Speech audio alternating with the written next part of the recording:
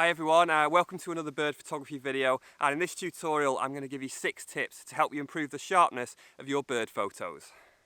Tip number 1 is to put your hand over the lens when you take your picture. This is particularly appropriate for very big telephoto lenses like this 500mm lens, but it will be applicable to other lenses as well.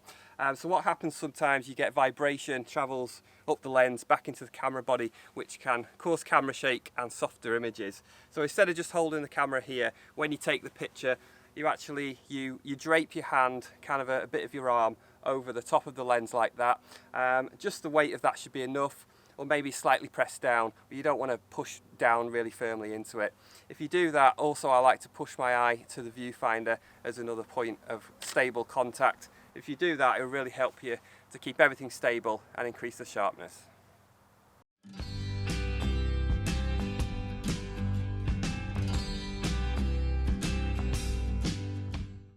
Tip number 2 is to not jab at it, by which I mean the shutter button.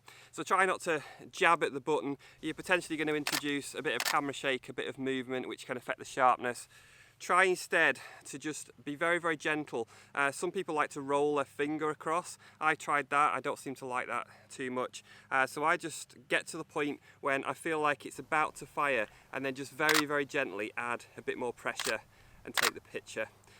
Tip number 3 is to make sure you've got a fast enough shutter speed to stop the movement of the bird.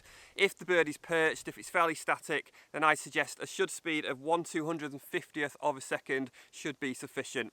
If the bird's moving faster and maybe you're hand holding, then you might want to bump it up. Often you want to use at least the reciprocal of the focal length of the lens. What does that mean? Very simply, if I've got a 400mm lens, as this is, then I would want to use at least 1/400th of a second for a sharp photo if I was hand holding. It will depend a little bit on how big the bird is in the frame, how much it's moving, but a minimum of 1/250th of a second, preferably up to 500th, maybe even faster when necessary.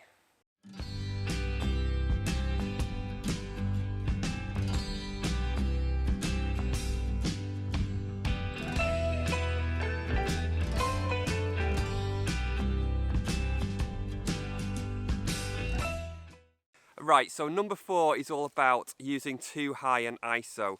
So try not to use a really high ISO setting if possible, because it will affect the sharpness of your image.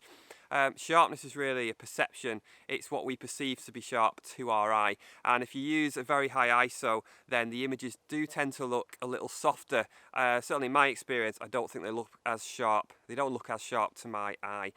So you're probably thinking I'm contradicting myself to number 3, because you have to use a higher ISO to get a faster shutter speed, and that is correct. However, what I'm saying is try not to use a high ISO unnecessarily. So for example, if you could take a picture at ISO 800 with 500th of a second and get it sharp, then there's no reason to use ISO 1600 and 1000th of a second. You don't need to do that. You're just reducing the quality and potentially taking some of the sharpness away. So certainly if you've got the time to do it, try not to use an unnecessarily high ISO. Tip number 5 is to close down the aperture of your lens. So I don't mean by a huge amount, just closing it down by maybe 2 stops, for example, will make the image sharper. A lot of telephoto lenses, their sweet spot optically will probably be between f8 and f11. So if you can close the lens down a bit, you're getting closer to that. I'm talking more to the advanced people now, but if you really want to get the most out of your lenses and get the sharper images, don't shoot at the widest aperture, close it down a little bit. You will get a sharper, crisper image. On my 400mm lens, I hardly ever shoot at f5.6. I often shoot around f7.1. I'd suggest if you can close your lens down closer to f8, that's going to give you the optimum results, and again really improve your images, the sharpness of your bird photos.